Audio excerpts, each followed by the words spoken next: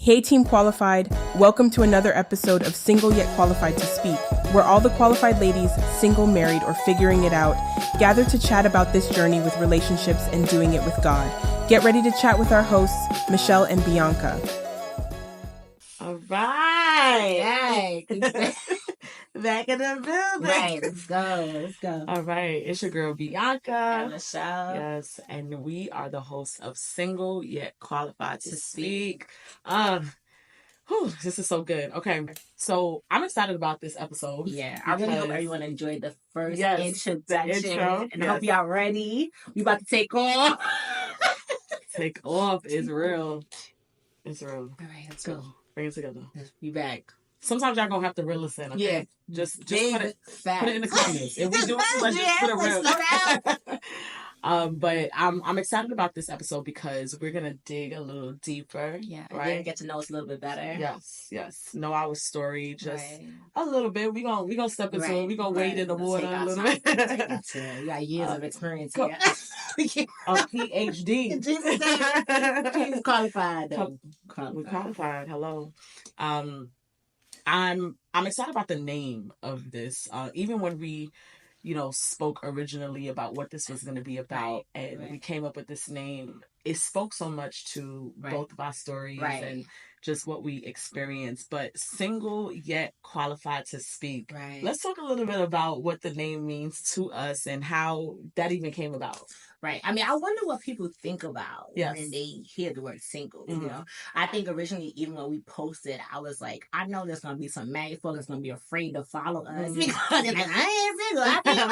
I got my man. Right. But I think that we want to really make it clear that when we talk about singleness, we're talking about not married or married and still feeling alone. I think that's super important to understand. So that's what I think about. Think about when we put up the word single. Yeah, I agree with that. Because not to go too much into what you said, because that's a heavy topic right there, and that needs to be one of our main topics.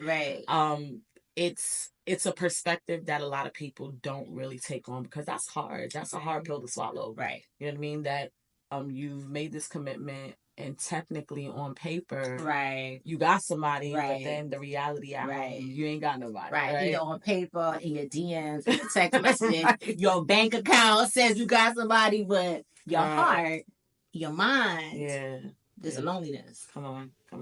So when we thought about Single Yet Qualified to Speak, just thinking about how even in our personal experiences, that muzzle season, or even afterwards, just not being able to share our stories freely, until we really truly experience freedom. Right. And the truth of the matter is, I mean, we talk about singleness in the sense of like separated from, a lot of us, especially women, leave things mentally and emotionally before we actually leave them physically. And especially, let's not talk about that. We're not going to go into the spiritual detachment of things. So I think we got a clear understanding of what we mean by single. Is just that sense of, I don't even want to say equally yoked, but there's a lack of understanding. There's an imbalance. We're not even in the same book. We're not on the bookshelf, honey, because it's real. It's real. And it just goes to show that you could have a status that society brings up, but what the reality is something totally different. So, and I like that you use the word reality because I think that's super important. That people don't live their reality. They try to live by the measurement of everyone else's and what everyone else expects from you, your relationship, or your status. And the reality usually, or sometimes, it doesn't always align. That's so real. But we gonna let it out today because Father, take your time with us, Jesus. Take your time with us, Jesus. Take your time. So, Mitch, I have a question for you. Are you single? I'm not married. Why you doing that? Yo, me. Not all over your business? Not too much. Not too much. Okay. Let's really back. What about you, B? I mean, talk to the mic. Talking to the mic. People want to know. I don't know who's watching. Oh, respectfully. I might get some text message after like, word. No, listen. You still got to do the podcast. No matter what they say. No matter who's mad. So the reality for me is that I am married. Okay, on paper. But I've been separated for a couple of years. Okay. And due to complications, right. you know, and we'll talk about that on another episode. We'll get into all of that. We'll get there. I haven't fully gotten through the process, right? But single, like you said, I've been living this life. Yeah. Even with the ring on my finger. Yeah. You know what I mean? Yeah. So, yeah. I think for me, I was married. I'm no longer married. I think that when it was time to go, I was ready to go. Yeah. So again, we'll talk about that differences and that journey to even officially separating from something. And I just want to make it clear that although, B is married, I'm divorced, we're not encouraging or saying go get married or go get divorced. Right. We're just saying what we've been through. This is where we are. Right. Yeah. This is what we've been through. Yeah. This is where we are. This is where we are. And where we about to go. What you saying to this? City Hall, you said? Sorry. So when it comes to the people that we're talking to, like the audience that we want to reach, let's talk a little bit about how this podcast is going to speak to different people at the same time. Because I think just understanding that there's some people who are single, they're dating, some people are single and unhappy, some people are single and they found joy in this, some people are, I don't know, what's some other status is? It's complicated. Just single and can't find nobody. Just single. Right. Just actually single. Just been single. No. Sorry. You a cat lady. Yeah. There's just different statuses. Just my website. Cut that one. I'm sorry. I'm bad. No, it's real though. It's real. It's real. It's real. And even married, I have people around me who share that they are married and they don't even have sex with their partner anymore. Right. They're not connected. Right. I had somebody tell me they text their partner from the next room, like, because they just don't speak. Right. There's so many disparities of statuses and where people are, right? And it would be difficult for us to say, this is catered to this is catered to that. Right. But how does our message speak to everybody at one time? How does it speak to everyone? I think that the truth is that anyone and everyone is going to be able to relate with some part of our story. It doesn't have to be direct, right? It could be the hurt, the happiness. It could be the why. It could be the where, right? It could be the when. There's so many things that are going to be like laid out in this space that I think at some point we could have related to prior to being in a relationship, during the relationship, after the relationship, in, around the relationship. And I think that we're not here to share bad things. We're here to share good things. And I think good or bad, someone or everyone will be able to look and say, I remember that, or that is me, that was me, or that can be me. Yeah. And the beauty in that, just even as you mentioned all of those different phases, is that I can watch your story and never do what you do because I already learned from you, right? Right. And then we got our risk takers that's like, I could get birthed, but I'm gonna go back again, or or I can't learn off of somebody else's experience. I kind of have to do my own thing. And I think the beauty about us being able to see everybody where they are and say that there's still a rescue story for you. God's arms are long enough to take all of us swoop up, and I think that I don't want to solely focus on a relationship, right? Like we use the word singleness, but yet qualified to speak. But I think anyone can change what their what they felt disqualified them. Like, it could be singleness, it could be addiction, it could be, like, it could be anything. Like, change the word to what applies to you, but just understand that you still qualify to speak in that area. You know what I'm saying? So I think really that's what's important to say. Like, this is we're starting out very like relationship based, relationship status based, and that journey. But the truth is, there are many things that disqualify us, or that make us feel disqualified. And we just want anyone and everyone to own their voice and their freedom in whatever that is. Yeah, I love that. And even when we think about the idolization of marriage, right?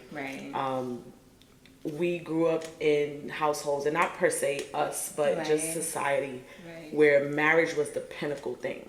Right? And it's beautiful. It was created by God. It's an institution that we honor and respect.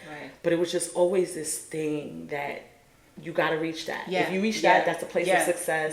It's the pinnacle. It's the top of the mountain. You have arrived. Right? And then if you were not married, there was this like insecurity or this saying like, what's wrong with you? Yes, you good? You good? How long is it going to take? Like you ready that time. I had a whole conversation with my doctor the other day because I had to tell her, like, stop asking me, when am I going to get pregnant? Like, stop asking me. I'm like, you got a husband for me, sis? Like, what's up? You trying to, like, what's happening? But it's this space of arrival that a lot of people have idolized. And as beautiful as it is, we all have the ability to pace in this journey. Right. I mean, the Bible says when you find a wife, right, you find a good thing. But it doesn't mean that before you become a wife, you're not a good thing. You starting already. Yo, listen. You starting already. Listen, I just want to get that out there, like, because you need to be a good thing. You have to be a good before thing. You become a wife. Yes. So. Yes, that's so good. That's so good. And that's the process and the journey. Those are the gems that we pull out from those experiences. And this is why how we operate in our singleness, whether it's good, bad, or ugly, like you said, there's something to pull from those places, because I am not the person that I am today without what I experienced. And it doesn't mean that I had to go through that to become who I am today, right? But God uses everything. Right? So let me ask you something, B. What are your views on marriage? Ooh. You just gonna put me in the people want to know, like people want to know. That's crazy. People want to know. So that's a broad question. Okay. But so let me narrow it down. Okay, narrow it for me. Narrow it. Why did you get married? Ooh. And you talked about the fact that you are going to be, like, you're going to get the process of divorce. Do you want to get married again, and why? Okay. So to answer your first question, this is good. This is good, by the way. I idolized companionship at a very, very high level, right? Just the desire to be loved, the desire to be wanted, the desire to be chosen. And what's so crazy, just in vulnerability, even till this day, there are certain decisions that I make that are rooted still from that place, right? Because, we're all going through deliverance, and deliverance never ends. Sometimes I'm like, yo, I'm not done being delivered from this thing, But that idol of companionship, where we just want to be loved, want to be wanted, want to be needed, want to be chosen. What that did for me is it created this very controlling aspect where now I can control how this goes because I know what I want and I'm going after it.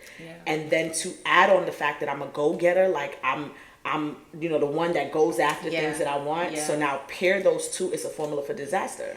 Any idol is a formula for disaster once you pair it with anything else. But that idol of companionship for me was like, I desire to be with somebody. And what it does, it puts your blinders down. You no longer operate from a place of discernment because we don't understand that idols blind us because all you see is the idol. An idol simply is something that you took your eyes off of Jesus and put your eyes on. And so companionship became my God. And it's like, all right, what do we do with God? We worship, we serve, we honor. I am now doing that to companionship, and I'm giving myself over to it. So now I become attractive to everything that thing brings into my life. And here it go, bringing me a Jamaican. That's that's what you want to do. You don't want to do that. Okay, talk about that later. I love Jamaicans, okay? I love y'all. I'll tell you how I feel about y'all later. I don't know if I'll ever date one of y'all, but I love y'all, you know? But that idol put a blind on me. And that thing I became a slave to it. And so bumping into this guy and felt like, all right, this is it. Yeah. You know, the situation itself was so complicated. And we'll talk about that at a later time. Yeah. But the situation itself was so complicated. However, it was easy for me because I'm already submitted to companionship. So it's easy to serve that thing. Oh, this is what you want? It's easy. And I think sometimes people don't understand like how crucial the idol topic is because it makes it easy for you to submit to the thing that is your God. It's easy. I want to just say easy doesn't equal right. Hello.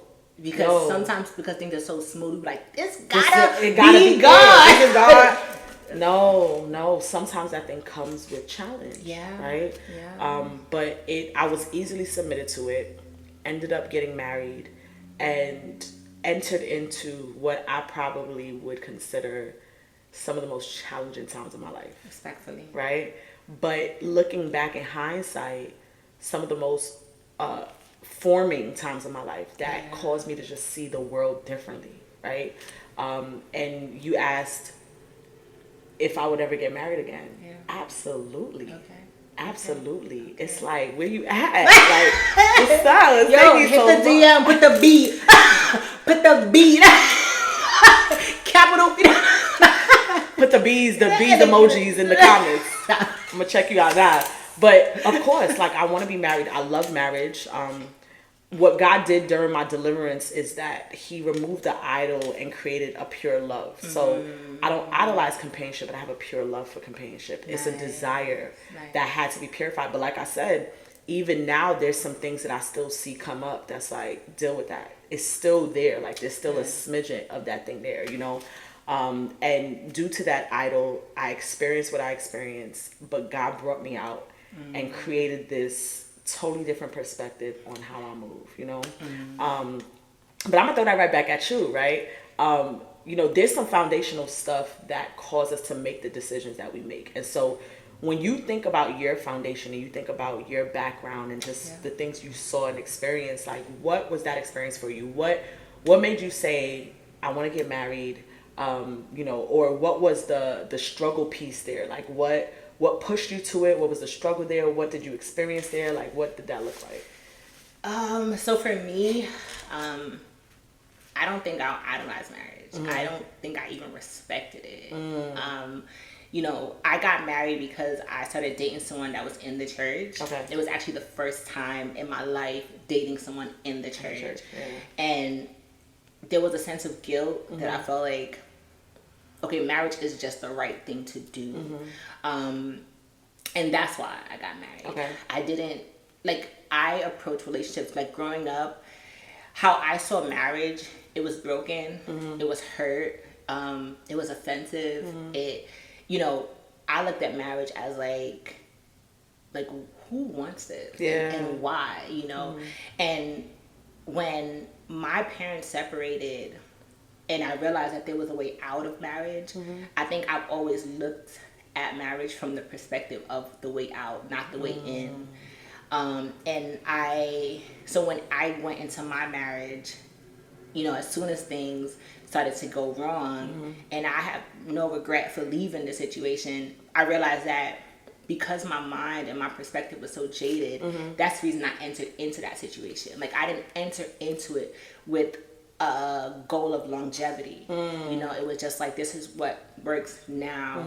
Yeah, I remember speaking to Pastor a while back, and he literally told me, like, you live your life at the back door. Like, you're always ready to go. Say that again. You live your life at the back door. Bags packed, always ready to go. And I think for me, I'm trying to learn how to stay. What does that look like? What does staying look like? What does going through the good, the bad, and the ugly look like? But also changing my perspective of making decisions in relationships that speak to my long-term needs and not just my immediate needs. And even considering my needs, because as a parent, you know, one thing that we do often is we sacrifice our needs for our children. And I think another reason why I entered into that marriage, I saw how that fed my daughter. And because she was fed, it met a need for her. I felt like my need was met. And when I was in it, I realized that it didn't meet my need, that there was a lack for me. Like, although she found a level of contentment, I still was empty. There was still a void. And now, through that experience, I'm grateful for it because it changed where I put myself on the shelf. Like, I'm like, okay, baby girl, you know, you need, your needs matter. Mine does too. I love that. Okay, so we see the disparity between our foundations, which kind of led us down the same path, but the core of it was a little bit different. So while I was idolizing companionship and I just wanted to be loved, wanted to be chosen, you was ready to run. Always. She's a runner. She's a track star. Say less. She's ready to run. What? Yeah. Always running. Like, and I wish I knew how to run. Like, I wish that during those moments I knew how to run. And again, we're not advocating divorce or leaving. But when you hear a little bit more about our story, you'd be like, girl, I would have left too.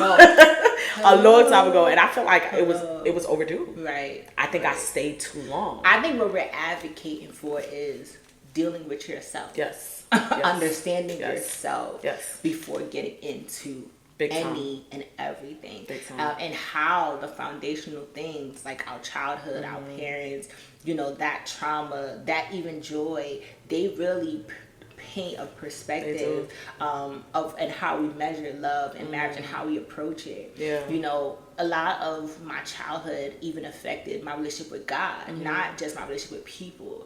And I was always waiting for God to disappoint me because so much disappointment in my life, you know, and not like in family dynamics, but also in my personal relationships. And I'm like, it was hard sometimes to address God as a father when I had a daughter who didn't have a father, you know. And I'm just like, if you're a father, then I don't want you. Like, I need you I just need you to be God, but not a father, because the father is a trigger word for me right now.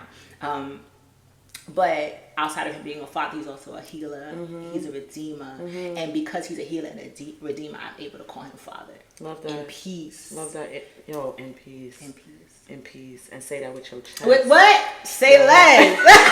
Show me how you do it, but just like it. Sorry, take that one out too big. Just gotta cut, crop and cut. Oh, God. Yo, that is so real. The beauty of understanding where you came from and how that plays a part in just how you live out your life and make decisions. It's like, when I look back on just my background and where did that come from? Like, being introspective has changed my life. Because where did that come from? Like, how did you get here? How did you get so enthralled in the idea of somebody choosing you and somebody loving you and the validation? And I just remember I was telling somebody the other day that my mom was like the type that just wanted me to succeed, right? And while somebody may say that's amazing, you know what I mean? Like, she wants you to win. It came from a place of, I just don't want to see failure out of you. And failure is not a bad thing. It's not a bad thing. It teaches you how to be human. There are a lot of lessons in it. And I struggled as a wife with that. And here I was paired with, I'm not going to say it, a J, it's a curse word, a J man, who literally did not feel like I was doing enough. Or who compared me to the standards of Jamaica. You know what I mean? And that thing crushed me, because here I come from a household where perfection was the standard, and now I'm with somebody who tells me everything that I do wrong. That formula was destructive. But I realized that because that idol of companionship was so strong and I fed that thing, it's almost like, just deal with it. Because you got what you wanted. You got the ring on your finger. Y'all living together. Y'all are doing life together, right? You got the prize. Like, you got the win. You got the place of success that everybody talks about, right? No matter how it looks. It's stinky. It's ugly. It's not good for you. It's making you sick. It's making you cry every day. You screaming in the shower. It's making you feel really low. But you got it. You arrived, girl. You got it. And I hated being single, even if it meant that I was in a bad marriage. Hated it. Hated it. Woo. Woo. So I say, woo. My God. Shoot. Bruh. I mean, there's so many places we can go with that. Yeah. But I think that's a good place for us to just take a breather and to reflect and to give God glory. Right. Yo. Because we here, right? Are you still screaming in the bathroom? No more? Now I'm singing. What? Somebody! So you the got screams turn into sing. I got a song. You got a song. I got a song. I got it. So we mentioned something in our initial conversation in the conception of this podcast, where I said to you, it reminded me of the Maya Angelou book, I Know Why the Caged Bird Sings. And what was beautiful about that title for me was, yes, the experience, yes, that a caged bird is singing, but a caged bird has a right to fight. A caged bird has a right to yell and be angry. A caged bird has a right to just go crazy. But the caged bird was singing. And that right there hit my heart, because everybody that's listening to us, everybody that will hear this, you have a story, but you could sing. Right. Like, you could sing. You could feel locked up right now, but you can sing. Right. And I think that is the beauty of being able to share stories like this, that we're singing now. Yeah. We're singing now. And if you don't feel like you can sing, you will sing. You will sing. You will sing. You will sing. And it's going to be a beautiful song. Come on. I feel like we was getting a little. What did you buy? No, let's go. Stop. I feel like we were getting it. Cut the tape. No, I'll cut the tape, but this is why we're doing what we're doing, and we just want to remind you that you may be single, yet you are qualified. We love you. We love y'all. Yes.